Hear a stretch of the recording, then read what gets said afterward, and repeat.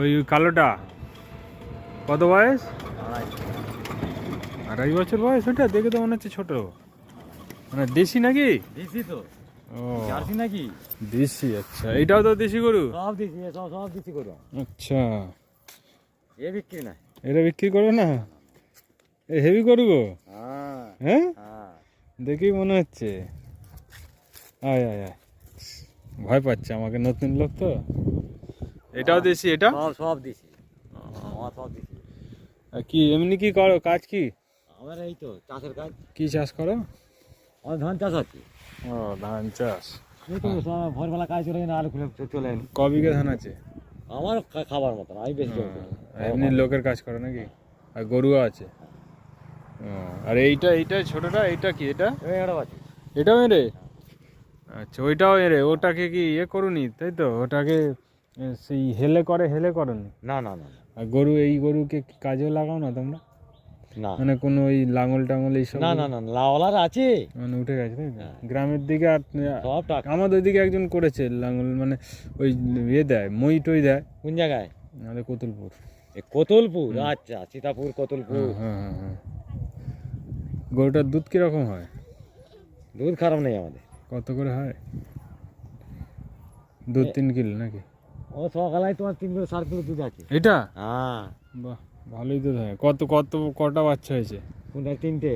ও, 3টে। মোটামুটি এই গরুগুলোর কিরকম দাম আছে এখন? 40,000। 40,000? হ্যাঁ। আচ্ছা। আর মোটামুটি এখন কত বছর রাখবে এটাকে? একে এখনো তোমার, এখনো 2টো বেনে করে তাও ছাড়বো। ও, ভালো ভালো। আর মোটামুটি এই দুধ খাও নিজেরা? হ্যাঁ। আর বিক্রিও করে দাও? হ্যাঁ। কত করে নেয়? কয়লাকে দিলে 30 টাকা কেজি, হুম। আর আমাদের ঘরোয়া হচ্ছে 60 টাকা কেজি। ঘরোয়া দাও নাকি? এবার অত দুধ কেউ করবো কি সকালবেলা? হুম। এবার সকালবেলা দুধ চলে গেল, হুম। কিছু দুধ তোমার কেউ খদ্দের আছে, সব হুম। চলে গেল। তোমাকে একটা বুদ্ধি দেবো, করবে? বলো। এই দুধটাকে দুয়ে নেবে, হ্যাঁ দই করে নেবে। হ্যাঁ। দই করে নিয়ে ওটাকে ঘি তৈরি করে, বিলোনা ঘি। আচ্ছা। জানো আগেকার দিনে সেই মাখন যে তুলতো হ্যাঁ, ঘুরিয়ে ঘুরিয়ে, গোলমাল। গোলমাল। তো ওইটা করে তুমি যদি ঘি করতে পারো না, ওইটার দাম হবে তোমার মোটামুটি 3,000-4,000 টাকা দাম, 1 কিলো ঘিয়ের দাম। ওই পদ্ধতিটা যদি করতে পারো, তোমার যদি বলো দুধের আমার নেওয়ার লোক নেই, তো ওইটা সবচেয়ে তোমার সুবিধা। না, দুধ নেবার লোক প্রচুর, যে হুম। প্রচুর দুধ, খালি ঘোষকে দেওয়া হয়। কিন্তু যদি তোমার ধরো গরুটা দুধ না দেয়, তখন কি করবে? কি? গরুটা যখন দুধ না দেবে, দুধ না দিলে ফের ডাক নেবে তো। ধরো ডাক দিয়ে দিতে লাস্টে একটা সময় তো তখন চলে যাবে। তখন কাকে বিক্রি করে দেবে? তখন বিক্রি। কাদের বিক্রি করে? তখন বিক্রি। ওই মুসলমানদের নাকি? তাহলে তুমি, এবার যে ব্যাপারী এলো আর এলো, তাহলে তো তোমার, তারা তো মেরে দেবে গো। হ্যাঁ। তাহলে এটা তো আমরা, দেখো এটা ভেবে দেখো কাকা, এটা আমি তোমাকে একটু বোঝাচ্ছি বিষয়টা। আমরা তো হিন্দু, হ্যাঁ।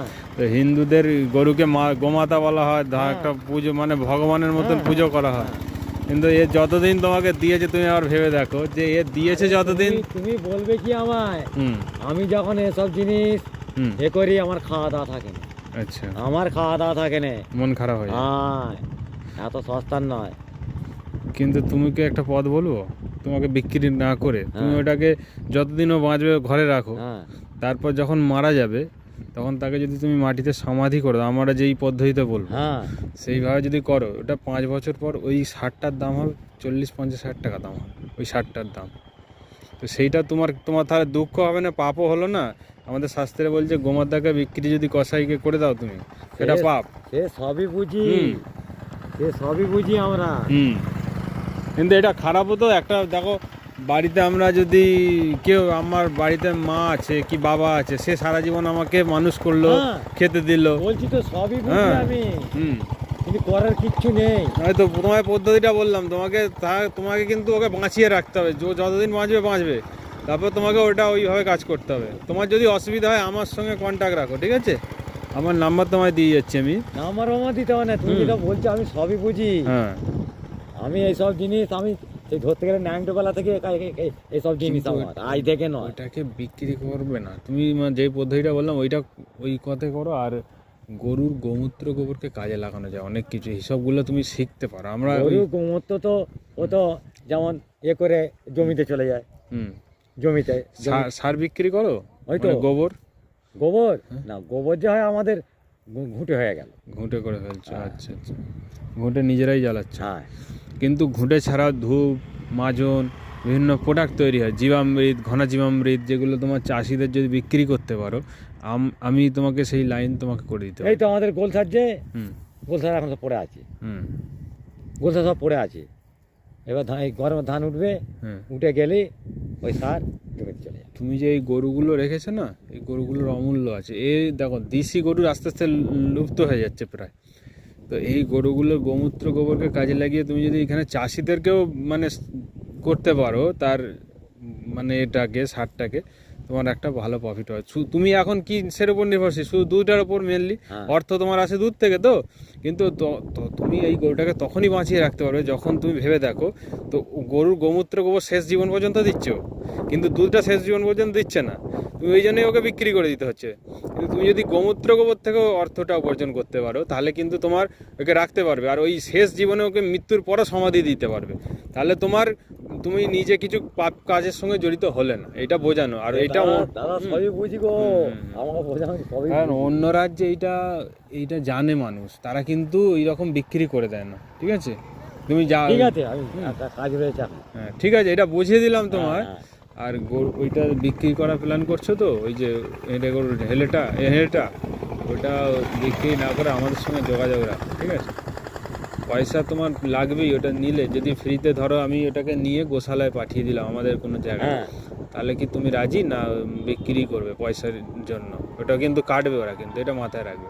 ওরা তো কাটবি। তাহলে আর তুমি কি সেই তোমার অর্থটা আগে আসছে না জীবনে তোমার মানে আমি তো ছাড়ো, পয়সার জন্যই ছাড়বো। পয়সাটা আগে তাহলে বলছো, তাই তো? পয়সার জন্যই ছাড় দাও। মানে ধর্মটা আগে নয়, না। যে তোমার পাপটা হবে, তোমার এইটা তো কোনো ব্যাপার নয়। এ আর কটা লোক এ করছে, সবাই তো পাপ করে কিন্তু যাচ্ছে। অর্থটা তোমার সঙ্গে যাবে না কাকা। তুমি যে কর্মটা করবে না, তোমার কর্মটা হিসাব হচ্ছে, প্রতিটা কর্ম তোমার সবই জানি, সবই জানি। এগোচ্ছে। তাহলে আর রাত দিন হতো না। একটু আমরা বুঝিয়ে বললাম, আর তোমার ব্যাপার, বুঝেছো তো? হ্যাঁ হ্যাঁ।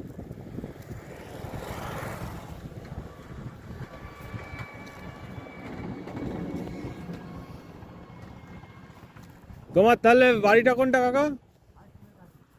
ও, তোমার নাম কি?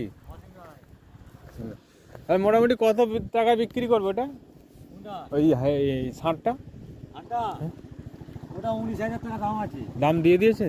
হ্যাঁ, একদিন এনেছিল, হুম এখন আসেনি, হুম আসবে। হুম 19,000। আচ্ছা, ওই গরু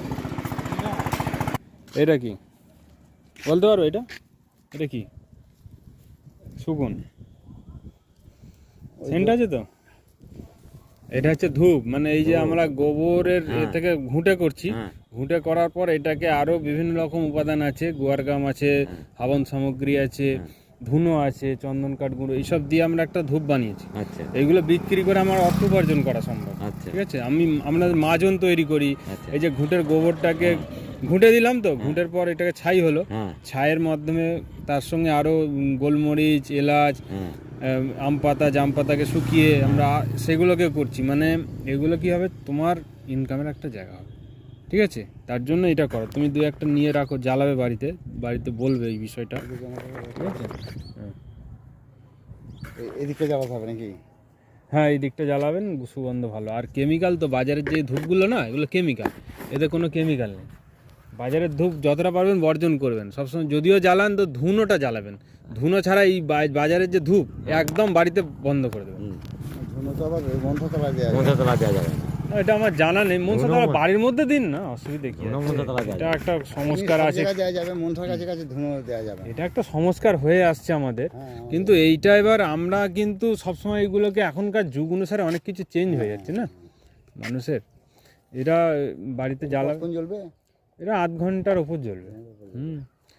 এবং আমি এটা একটা মশা মারারও করেছি, মানে মশা তাড়ানোর জন্য। আচ্ছা সে এমনি যে ধূপগুলো তো মশাকে করে, ও ধূপ ক্ষতিকর। ওই ধোঁটাই হচ্ছে বাজে জিনিস। তো আমি যেটা করেছি এই এর সঙ্গে নিম পাতা, হ্যাঁ লবঙ্গ, হ্যাঁ কর্পূর, হ্যাঁ। এতে কর্পূর আছে, আচ্ছা কর্পূর আছে, আর আপনার নিম তেল আছে, আচ্ছা ওই মশা তাড়ানোর ধূপ এই রকমই হবে, আচ্ছা। ওর সঙ্গে ওইগুলো দিয়ে দেওয়া হবে। আচ্ছা ঠিক আছে, এইসব মানে পদ্ধতি আমি কাজ করি। আচ্ছা তার সঙ্গে জৈব ওষুধও আছে। এই যে গোমূত্র গোবরকে কাজে লাগিয়ে এগুলো জৈব ওষুধ করা হচ্ছে, এগুলো করা আছে দেখছেন। এটা কি ধানে দেওয়ার জন্য? হ্যাঁ, ধানেও দেওয়া যাবে। এই যে এরকম ওষুধ আছে বিভিন্ন রকম, কোথায় বাড়িতে মারা যাবে? এই যে লিকুইড করা আছে, ঠিক আছে, এটা জৈব ওষুধ আছে। কোথায় বাড়ি তোমার? কোতলপুর। বোতলপুর এই বাহানা কত? হ্যাঁ, এইগুলো হচ্ছে ওই আপনার গোমূত্র গোবর, তারপরে বিভিন্ন রকম ওই গাছগাছরা দিয়ে করা কতপুরে আছে। তাপসকে চেনো? কে তাপস? তাপস ঘোষ? তাপস ঘোষ। ঘোষ, হ্যাঁ এই দিকটা